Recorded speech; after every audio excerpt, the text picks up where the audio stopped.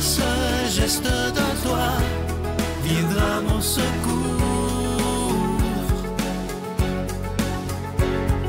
Viens semer dans mon âme le grain de l'amour. Je traverse un désert et je meurs de soif. Montre-moi le mystère qui garde la foi. Bonjour, bienvenue à votre émission La Victoire de l'amour en ce mardi 5 mars 2024. J'espère que vous vous portez bien en cette troisième semaine du Carême. On rejoint tout de suite pour sa chronique William Baudouin et ce sera Victor qui va nous commenter l'Évangile d'aujourd'hui.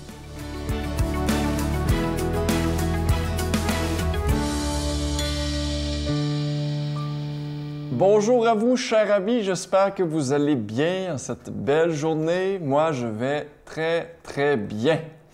Alors aujourd'hui, la beauté du jour est une gracieuseté de mon ami Yvon qui m'a proposé ce texte qui est tiré du père Yves Girard. Alors le sujet, je l'ai intitulé « C'est si simple » et j'espère profondément que cette chronique vous fera le bien qu'elle m'a fait. Alors je lis la beauté du jour et on y revient par la suite. Le savais-tu? Tu es dispensé d'une multitude de commandements et d'obligations et il ne te suffit que d'aimer. Celui qui aime autrui a de ce fait accompli la loi, dit l'apôtre. Pourquoi te poses-tu tant de questions? Si tu aimes, tu as tout compris. Pourquoi cherches-tu la volonté de Dieu? Si tu aimes, tu as tout accompli. Toutefois, la charité surnaturelle n'a absolument rien à voir avec les attraits et tes répulsions. Au contraire, c'est précisément, et c'est là que c'est important, au contraire, c'est précisément le propre d'une charité bien éclairée que d'éviter le contact avec une personne dont la présence t'est pénible à supporter et réciproquement, avec un individu dont les valeurs sont en contradiction avec les tiennes. J'y reviendrai, c'est très important. Tu peux aimer la nature et tous les éléments qui la composent, mais tu n'iras jamais mettre dans un même récipient l'eau et le feu, sous prétexte qu'ils font partie du même univers et qu'ils doivent par conséquent vivre en paix. Alors, il y a plein de belles choses là-dedans, chers amis, j'espère que ça vous fera du bien.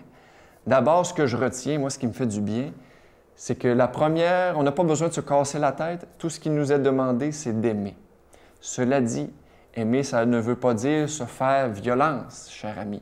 Ça ne veut pas dire de se forcer à être en contact, à être proche de gens avec qui ça ne colle pas, avec qui ça ne marche pas, avec qui on n'a pas les mêmes valeurs, les mêmes buts, les mêmes aspirations. Ça, moi, quand j'ai lu ça, ça me fait du bien. Parce que Jésus nous avait dit « Aimez-vous les uns les autres. » Puis moi, j'en avais compris que il faut aimer tout le monde. Puis dans ma notion d'aimer tout le monde, c'était d'être en contact avec tout le monde que la vie me propose au quotidien. Eh bien non.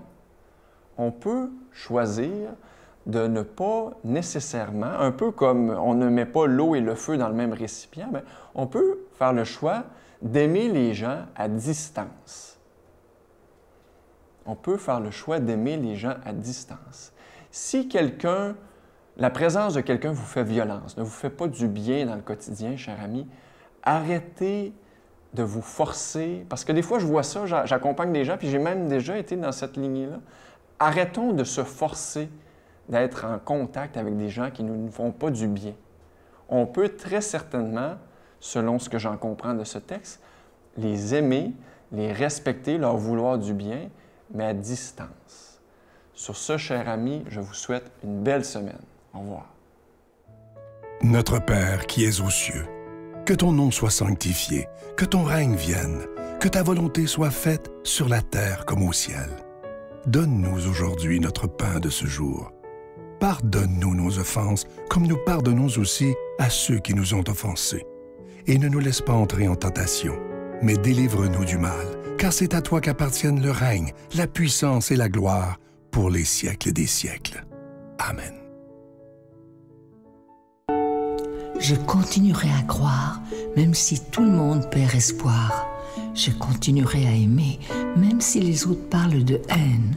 Je continuerai à construire, même si les autres détruisent. Je continuerai à parler de paix, même au milieu d'une guerre. Je dessinerai des sourires sur des visages en larmes et je tendrai les bras à ceux qui se sentent épuisés. Oui, je continuerai à croire.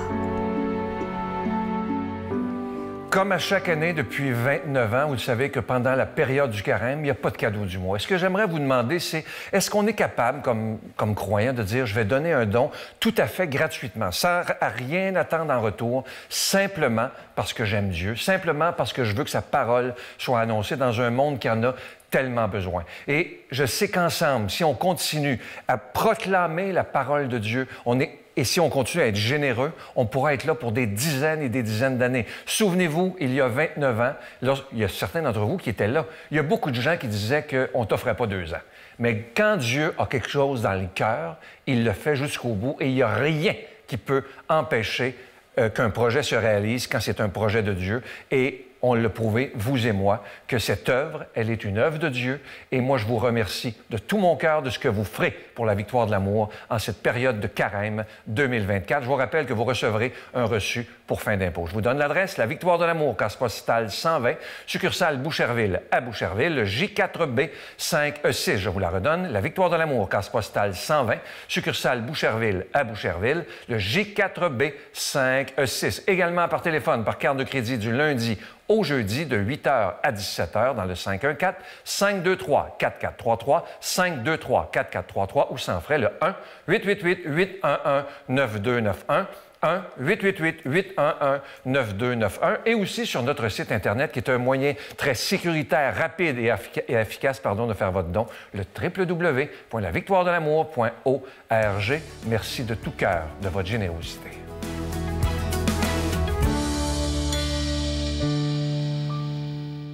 Mon Dieu, donnez-moi la sérénité d'accepter les choses que je ne peux changer, le courage de changer les choses que je peux et la sagesse d'en connaître la différence. Amen.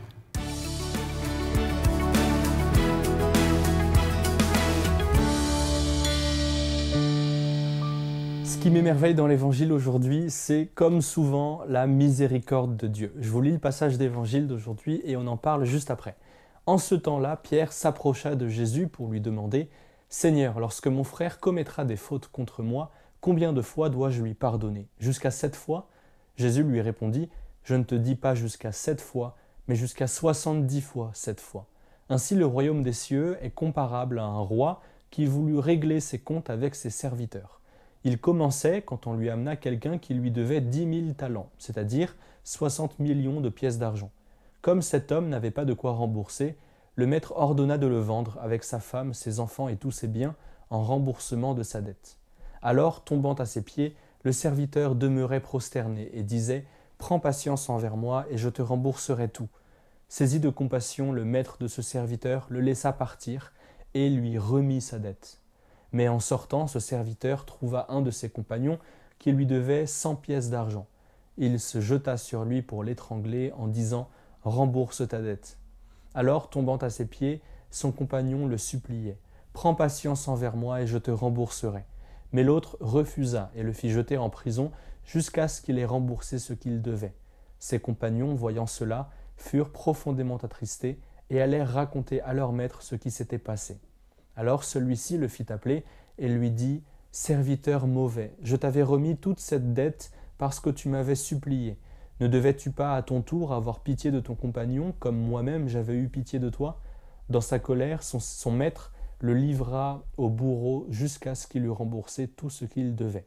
C'est ainsi que mon Père du ciel vous traitera, si chacun de vous ne pardonne pas à son frère du fond du cœur.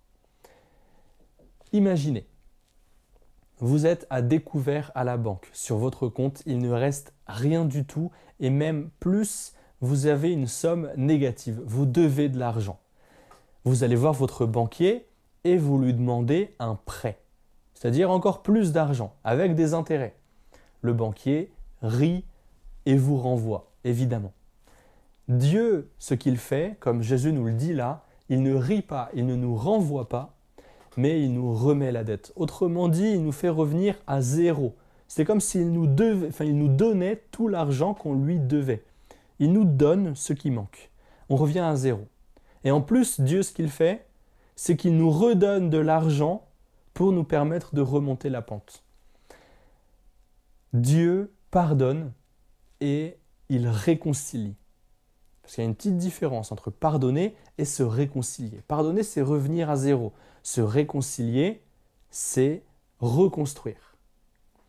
Jésus nous dit pardonner. La réconciliation vient de Dieu.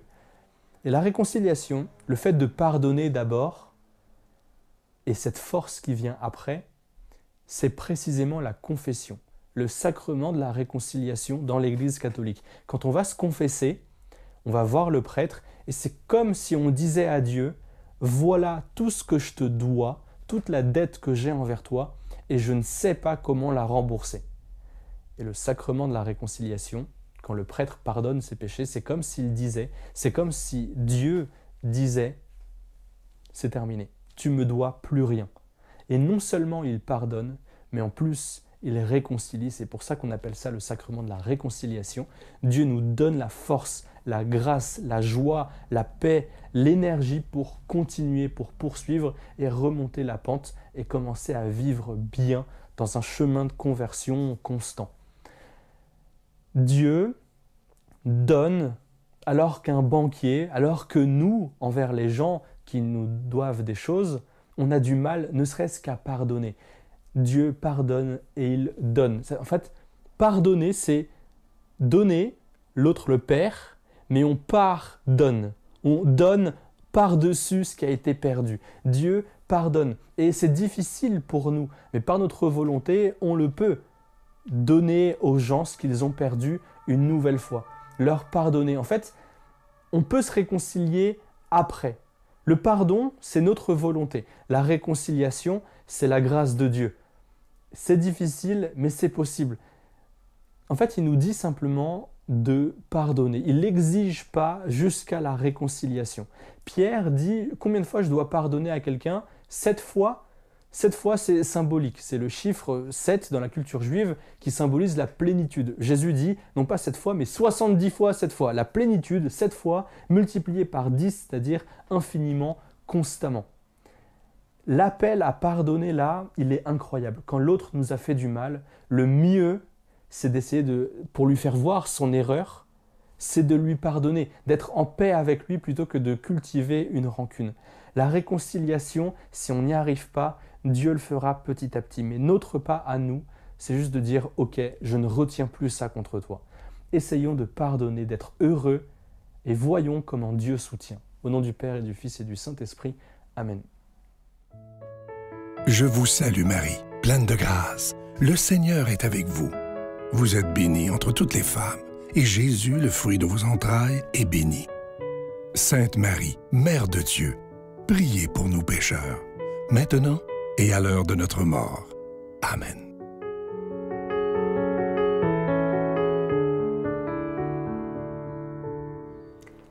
En ce mois de mars et en lien avec notre carême aussi, on vous propose, la Victoire de l'amour vous propose de faire un don sans recevoir de cadeaux en échange. C'est un bon moyen pour aller chercher la joie du don.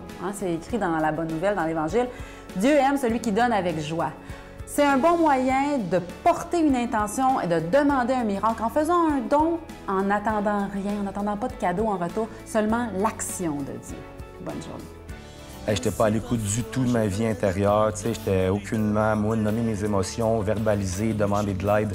C'était pas là du tout. Fait que j'ai trouvé refuge dans l'alcool, qui était à ce moment-là un soulagement temporaire. Seigneur, je t'offre ma prière. Prends ma vie entre tes mains. Tu connais bien ma misère et tous les secrets de mon âme.